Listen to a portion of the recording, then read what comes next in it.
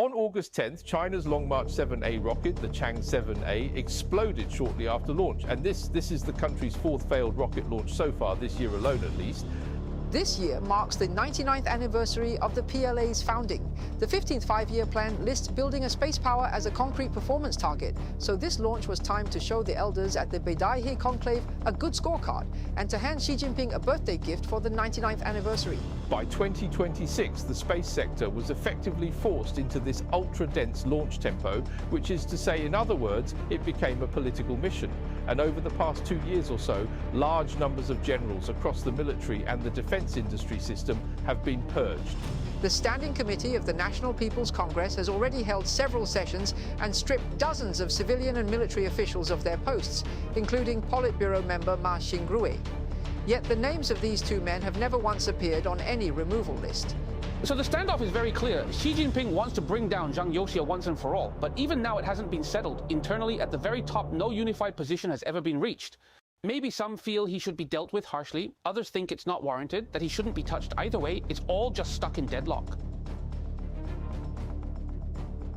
Hello there everyone, and a warm welcome to PinnacleView. I'm Xishan. So on August 10th of this year, at the Wenchang rocket launch site down in Hainan, China's Long March 7A rocket lifted off into the sky, and about 85 seconds later, it suddenly, unexpectedly exploded.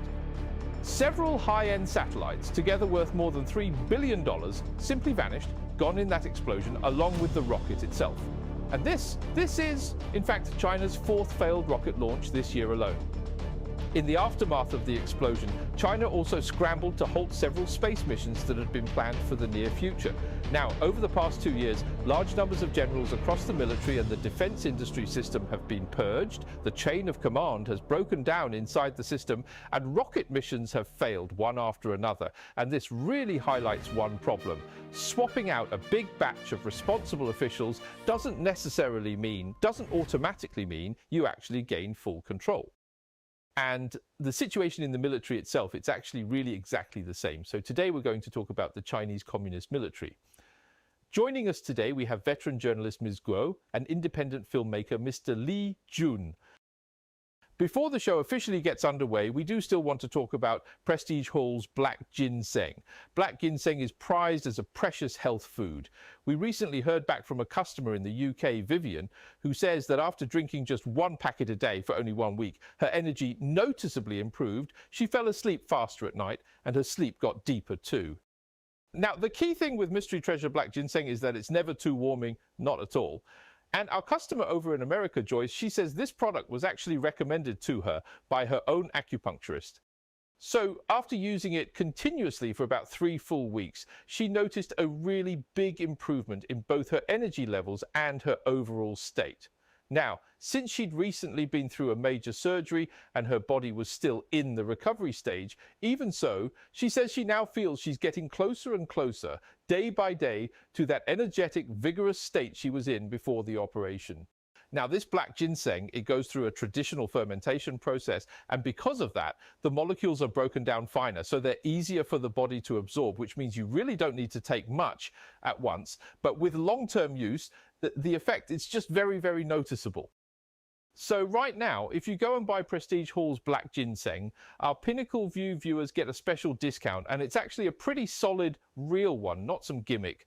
First up, when you check out, just enter our PinnacleView exclusive discount code, this code JYLT, and you'll get free worldwide shipping. On top of that, there's also a nice spend bonus for everyone. Spend $500 and get a free root of raw black ginseng, and spend $3,000 and we'll even throw in a premium grade raw ginseng too. This is honestly a pretty rare deal. Some of our viewers say, why keep talking about a good product every day? Well, a good product is exactly the kind of thing worth talking about every day. That's really and truly the truth of it, because honestly, we genuinely think this is a great product and a rare one at that, so it's worth introducing to everyone. And of course, here we also want to say thanks to our partner merchant, and thanks to all of you for your support. So, Ms. Guo, the Chang 7A, shorthand for the Long March 7A rocket, the Chang 7A, and because of this explosion, the launch ended up a failure, so officially, there hasn't been much coverage of it at all. How much do we, from the outside, actually know about the details here? What's really behind this? And has there been any reporting on it at all? Well, we really do need to start by looking at the details of the explosion itself. So at 8:02 p.m. on August 10th, the Long March 7A, that's the Chang 7A, right? The rocket lifted off from the Wenchang launch site in Hainan, carrying the ChinaSat 4B satellite. And then, about 85 seconds after liftoff, the rocket body broke apart in midair into two separate fireballs. The satellite and all of the rocket wreckage fell entirely into the South China Sea. So the mission, it was a total, complete failure. So this is already China's fourth failed orbital launch this year, and that 85-second mark, it really matters because that's exactly the stage when the rocket passes through the max dynamic pressure region. That's when the airframe is under the most punishing, the most intense aerodynamic load. The Chang 7A's body is only 3.35 meters in diameter, with a length-to-diameter ratio over 18. People in the industry say it's a bit like a chopstick. The structure itself is inherently on the weak side. Yeah, very long and slender. Right, slender. You can see that in every diagram of it. What's even more worth noting is the official response. More than 3 hours after the incident, Xinhua finally put out a wire report under 100 characters long, never once using the word explosion, just flight anomaly, launch mission failure. Now, the Rocket Institute and the China Aerospace Science and Technology Corporation's official accounts, they just reposted that exact same line, not a single technical detail in it at all. Meanwhile, footage of the blast caught by spectators at the Wenchang viewing site got pulled and demoted behind the firewall almost instantly within minutes. The deeper cause behind all of this really does trace straight back to the past 2 years of purges across the space sector. The Chang 7's chief commander, Wang Xiaojun, was removed from his post in early 2024 and stripped of his political consultative membership as well. China Aerospace Science and Technology Corporation's chairman Wu Yansheng was taken down at the end of 2023. The head of the Defense Science and Technology Bureau, Zhang Kejian, was suddenly removed in 2024. You look at these technical backbones, the ones who led model development for decades, falling one after another, and their successors have been on the job for less than 2 years now. They have neither the standing in the field nor the nerve to call an abort at a critical moment. So under political pressure, they gritted their teeth and lit the fuse anyway, and the result is the explosion we all just watched. So you're saying this is essentially they just didn't grasp the details here, and they didn't dare make that call, didn't dare take the decision at all. Even spotting a small problem, they don't dare say we can't launch, because there's a political mission riding on all of it. This is, after all, the 99th anniversary of the PLA's founding, and the new 5-year plan lists building a space power as a hard performance target, so the whole space sector got forced into an ultra-dense launch tempo, all just to show the elders a good scorecard at the Beidaihe conclave in early August. In the past, this used to be a state secret. You weren't allowed to watch, weren't allowed to gather around. Now it seems people have caught on. Honestly, I think Musk's approach isn't bad. Maybe down the line you could sell tickets, right? Everyone really got in on it. A lot of people genuinely felt proud and really excited too. And they all ran right out to that spot just to watch. And now, well, it's like everyone's got a phone. That's just the average these days, that's for sure. Everybody's got one. So tens of thousands of people watching means tens of thousands of videos going out. These past few years, we've all seen the rocket force and the defense industry hit with one scandal after another. You could say it started with Li Shangfu. A huge batch of the old technical officials got purged. That much is very clear. You'd say this batch of officials that got purged, including Ma Xingrui, including this whole group you just mentioned, 4 rocket force commanders removed. Do you think this purge is connected to the technical problems we're seeing now? Do you personally think there's a link between that whole purge and these kinds of technical problems we're now running into? Are they connected in your view, do you think? I think the connection is extremely direct. This explosion is essentially the inevitable result of that entire purge chain. You can trace it back to the rocket force corruption case at the end of 2023, which first brought down Li Shangfu. He was defense minister, and before that, head of the equipment development department. He vanished in the second half of 2023 and was later expelled. And right after that, directly tied to this Chang 7A, there's Wang Xiaojun, the head of the Aerospace Research Institute. And he wasn't just a figurehead director, no, he was the actual personal chief commander of the Long March 7 program himself. After the failed maiden flight back in 2022, he personally led the team through 360 days, a full year, essentially, getting the propulsion system problem fixed and the whole program back on track. And then in 2024, he was suddenly abruptly stripped of his political consultative membership and shortly after, removed from his post entirely. The current director is Xuanbao, who's only been in the job 2 years. His track record simply can't compare. Right, Li Shangfu, he used to be the commander over at the Xichang launch base. Yeah, he was the commander-in-chief there. And that's precisely, that's how he rose up through the ranks. Right, and there's a very real contradiction here. The margin for error in aerospace engineering is extremely low. This isn't the failure of any one individual. It's 2 years of anti-corruption purges, hollowing out the entire system's technical authority and political accountability at the same time. A rocket exploding mid-air is just this systemic paralysis, for the first time, being exposed to ordinary people in the most visible way possible. You know, I actually know this. China's defense industry and its military are really one and the same system, right, Li Jun? Right. At the end of June, the NPC Standing Committee just announced that 6 senior generals had their NPC credentials revoked, correct? So everyone's really been talking about these 6 men, the ones who got stripped back in June. Whose people are they, really, when you get down to it? I mean, are they Zhang Youxia's people? Or somebody else's? Or are they Miaohua's people or Xi Jinping's people? So Li Jun, how do you read this? Have you looked into it at all? Now, these 6 men, even though their NPC credentials weren't formally officially revoked until June of 2026, the actual truth is they'd already quietly vanished from public view well before that, back around roughly October to December of 2025.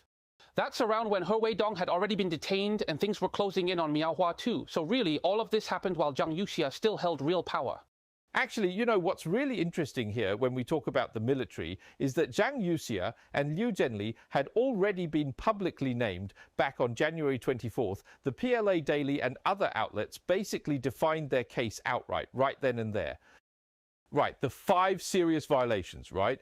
Already defined, already fallen from power over 6 months now. And yet their NPC credentials, their Central Committee and Politburo memberships, none of it has ever been revoked. Right, so what's actually behind this exactly? I mean, how do you really read this whole thing, this situation we're looking at? Zhang Youxia and Liu Zhenli were formally announced by the Defense Ministry as under investigation on January 24th this year. That's already been more than 6.5 months. Right, yet their NPC credentials are untouched. Their Central Committee and Politburo memberships all still intact. Not one thing has moved. That's actually a real departure from how the party normally handles senior officials. Let's start with the charge itself over these 6 months. It's actually looped all the way around. At first, the PLA Daily's framing was very clear and very severe, gravely undermining the Central Military Commission Chairman responsibility system, the 5 serious violations. Right, undermining the CMC Chairman responsibility system, that's the harshest political label there is. Basically trying to pin disloyalty straight on him. Then right after that, an even more explosive version leaked out on the outside, the claim that Zhang Youxia had sold nuclear intelligence to the US, including missile guidance parameters and even warhead miniaturization technology. That particular claim got quietly denied by the US Defense Department pretty fast too. Right, and US officials even came out and said they'd never heard of any such thing. Then later on it shifted again to what exactly? To sowing division, saying he was essentially a Lin Biao or a Zhang Guotao. A Zhang Guotao, right? Factionalism forming cliques. Then later it shifted again to corruption, with reports claiming the sum involved could run into the billions. Then in July there was even a rumor going around that he'd confessed and was about to be handed to the judicial system, but nothing's come of it since. And in the end the story swung back around again. So what are they saying now? That he plotted a coup? The charge has swung back to undermining the CMC Vice Chairman responsibility system. You see, this charge has looped all the way around and landed right back where it started. What does that tell you? It tells you that even now, they still haven't landed on a conclusion that can actually stand up, that they can bring out into the open, right? Statistically, Zhang Youxia himself probably still hasn't been convicted of anything. Otherwise, by the party's usual playbook, he'd have already been expelled, stripped of his NPC seat, and handed to the courts by now. Right, he hasn't admitted to anything. The story's gone in a huge circle and nothing's been resolved. Second, the internal process itself may simply be stuck, because revoking the NPC seat of a Politburo member and CMC vice chairman isn't something you can just declare. It requires the Central Military Commission to reach a position, the Politburo or Standing Committee to agree, then the relevant military delegation to actually vote for removal, and only then does the NPC Standing Committee announce it. But over these past 6+ months, the Standing Committee has met several times, not just once or twice, and it's processed Ma Xingri, processed 6 other generals too, yet Zhang Youxia and Liu Zhenli alone remain untouched. That tells you that, even now, still, no unified position has really formed at the very top. Maybe some want him dealt with harshly, others feel he should be let off lightly. Either way, it's all just stuck there in deadlock. Right, so opinions are divided on this. And third, there's real dissatisfaction inside the military itself. That's genuinely there. Zhang Youxia himself is a princeling. His father was a founding general, and he's one of the few senior generals who's actually seen real combat in the war against Vietnam. A lot of people in the military genuinely respect his record and his actual ability. The Epoch Times, the overseas media outlet, reported just a couple of days ago that internal voices have been surfacing lately saying that handling Zhang Youxia this way would hurt military morale and throw the chain of command into even more disorder.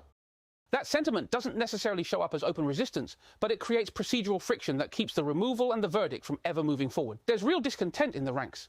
That's exactly the situation now. So the standoff is very clear. Xi Jinping wants to bring Zhang Youxia down for good, but even now it hasn't been settled. These 6+ months of stalemate are in themselves the biggest signal of all.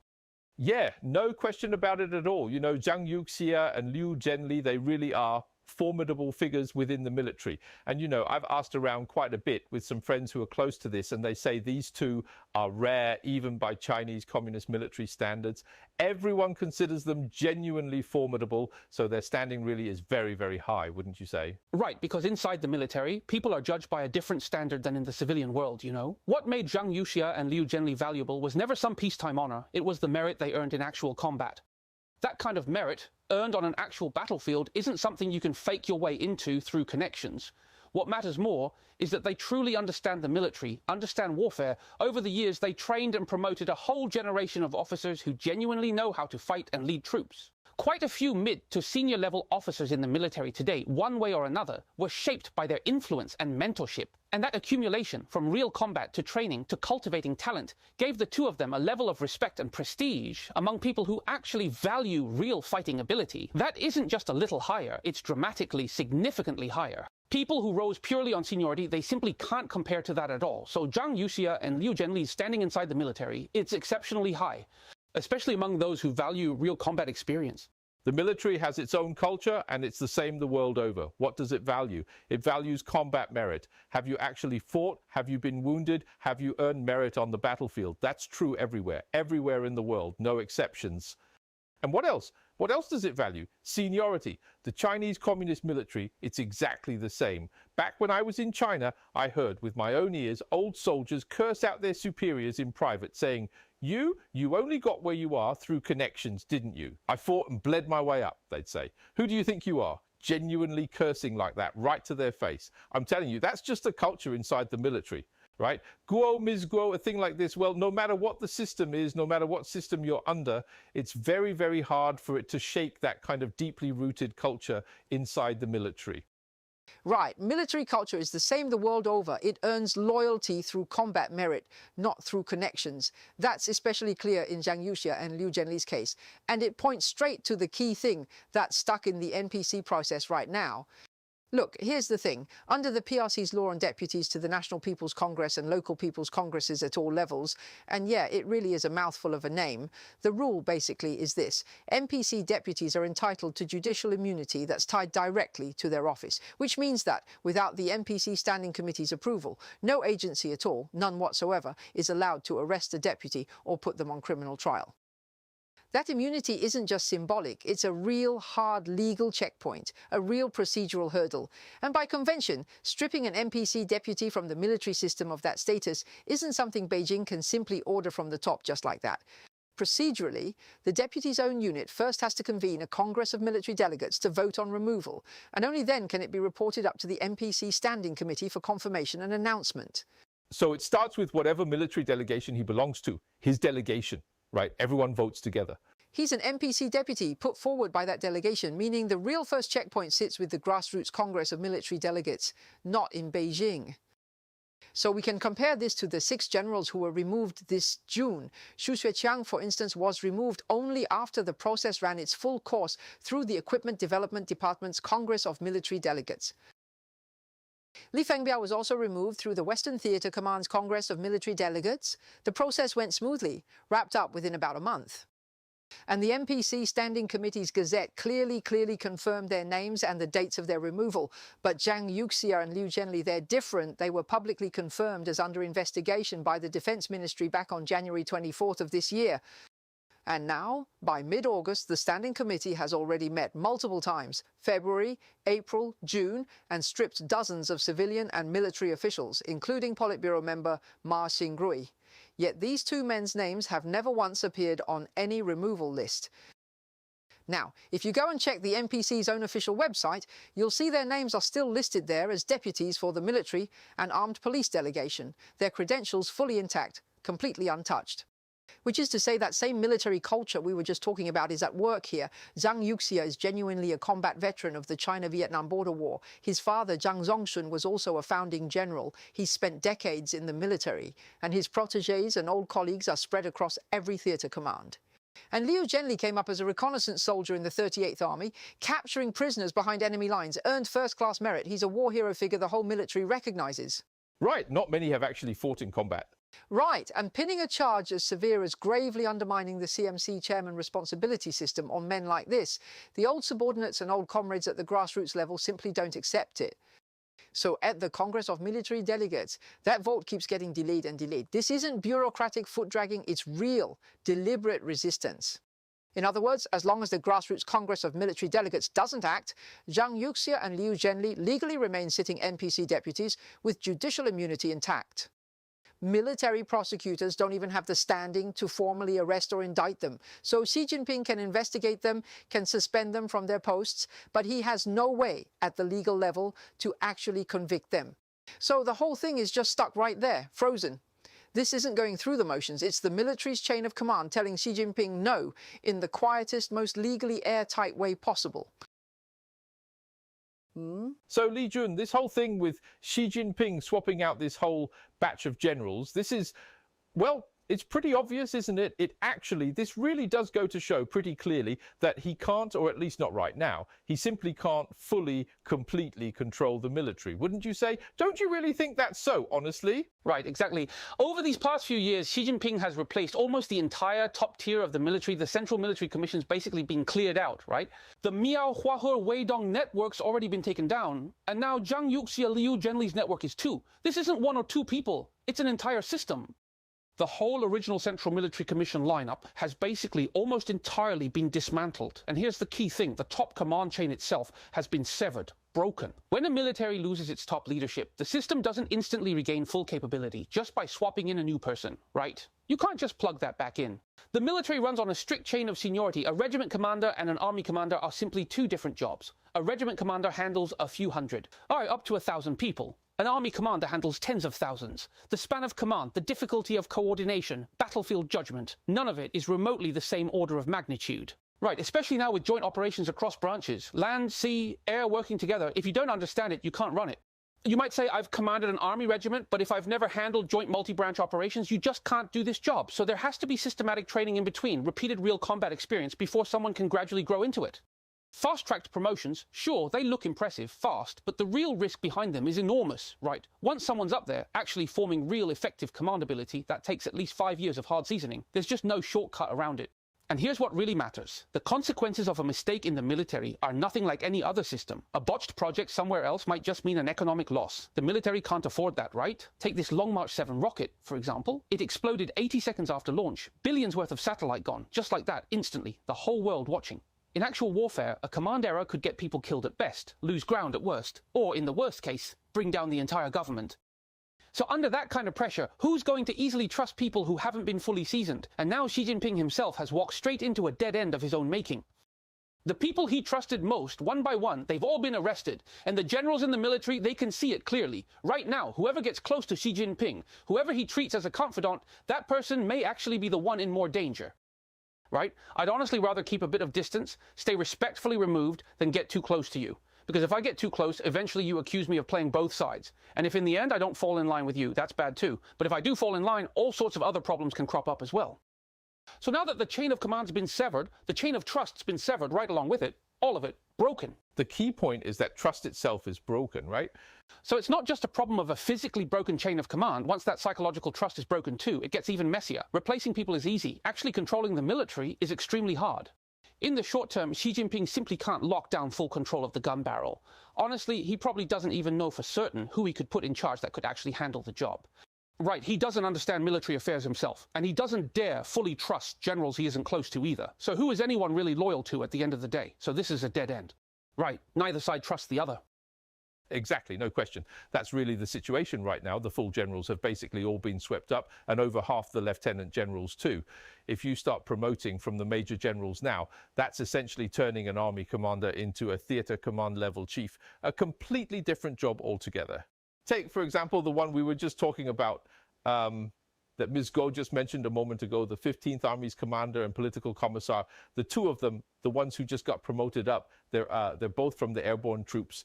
The 15th Army is, well, it's the Communist military's very first airborne unit, the one Huang Jiguang himself famously served in. And once you promote someone up into that role, it takes several years before they can actually become a theater level commander. Because, you know, beyond just airborne warfare, you also have to really master missiles too. Right, networks, you need to be familiar with that. The Air Force, you need to be familiar with all sorts of areas. This branch, you need to know how logistics actually works. None of that is something you just pick up the moment you're promoted. It's nowhere near that simple. So, the military is a system that cares deeply about seniority, climbing rank by rank. And in fact, while Zhang Youxia was in his post, he set up and redrew the military's own regulations, and one clause required promotion to be calculated by time served and seniority.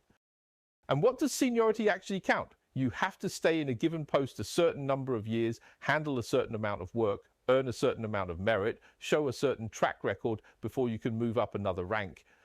So the problem right now is the full generals are gone, half the lieutenant generals are gone. Where do you even find people to fill those slots? And once you fill them, can those people actually do the job? Can they command respect? All of this is a massive problem. And that's exactly why we're talking today about why this rocket launch and Xi Jinping's grip on the military belong in the same conversation.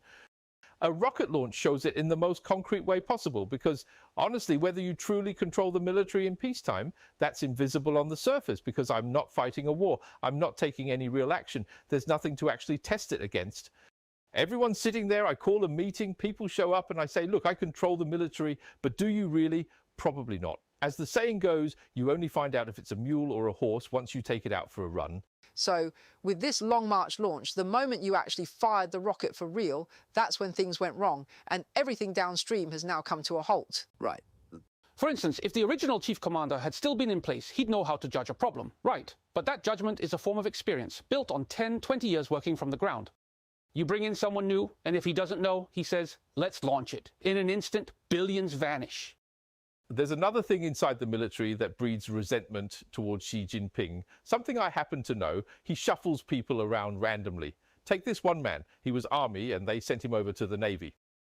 And the Navy turned him into a missile force officer. That's basically how it goes. Take Miao Hua, for instance, he was originally army. Miao Hua isn't Navy.